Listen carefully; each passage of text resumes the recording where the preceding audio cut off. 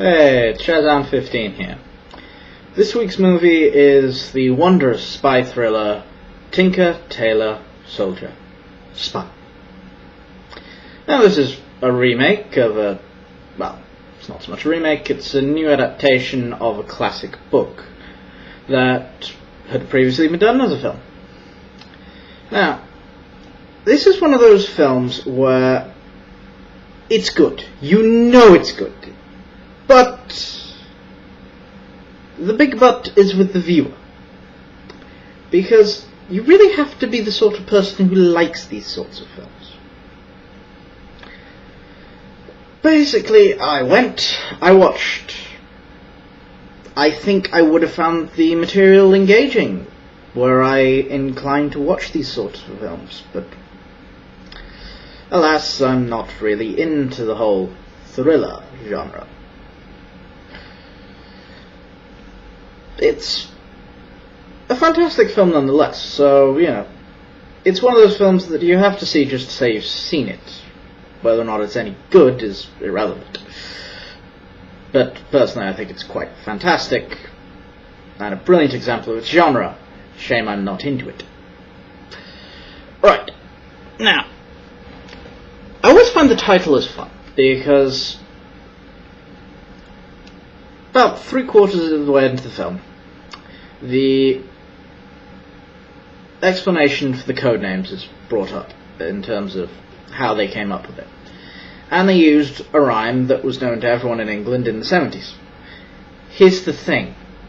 Nobody knows that rhyme anymore. Not in the younger generation, anyway. Basically, we've come to associate it so much with this book that the actual original rhymes disappeared from the vernacular.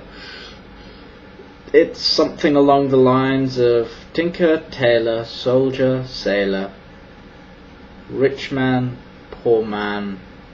I think there might be a doctor in there. And Spy.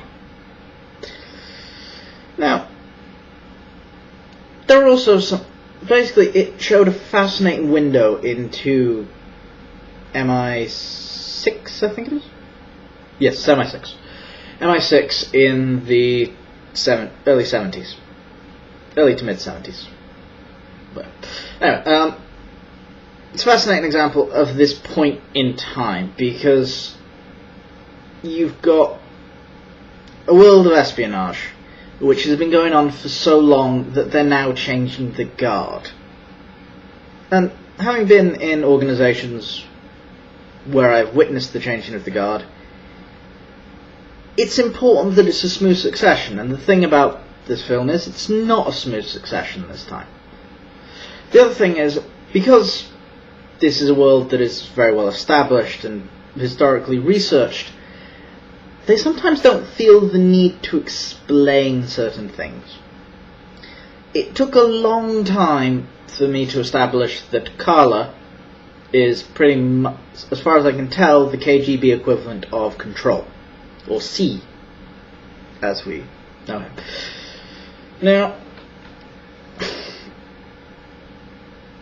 the other thing which got me about the film was, yes, the lenses were beautiful, the photography was lovely, however, you've got to admit the colour palette was very, very, very drab. I know the patterns in the 70s were loud, but this is decaying browns and greys. I know to some extent it's to set the scene, the idea that in both cases we are living in a decaying system, both in the East and the West in this period, but that's extent. It also helps contribute to the idea that everybody involved is tired of this dang double war. This war that never heats up. But yes, and I've apparently rambled on quite a lot. Right. MI6 is apparently weirder and wackier than I thought, but they're fun and entertaining nonetheless. They're very much the civil service. There's a lot of backroom deals. To be honest, I didn't actually actually understand how he got the solution. I think that's part of the elegance of the film. You are shown how he gets to the solution, but you don't explain how. You see the dots, you see the solution, you don't see how the dots joined up. This makes the main character Smiley's achievement so brilliant, so wonderful, that he finally gets his man. You know.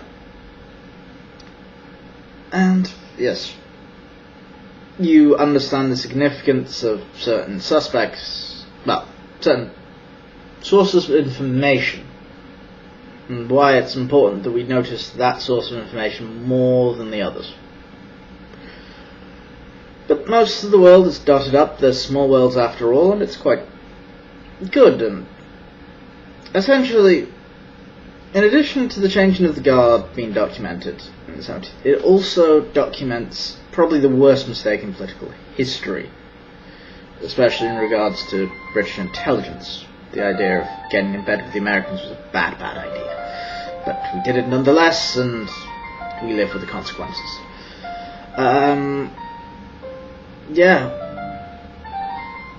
The locales were interesting. It's noticeable that there's very little difference between the East and the West, which is perfect, because in reality there was very little visible difference between the two, which is quite nice to see. The difference is who was there, not what was there. Yeah, that's about it, really. I mean, it's a fantastic film. I'm just not into that sort of film. I watched it because I needed to watch it. It's,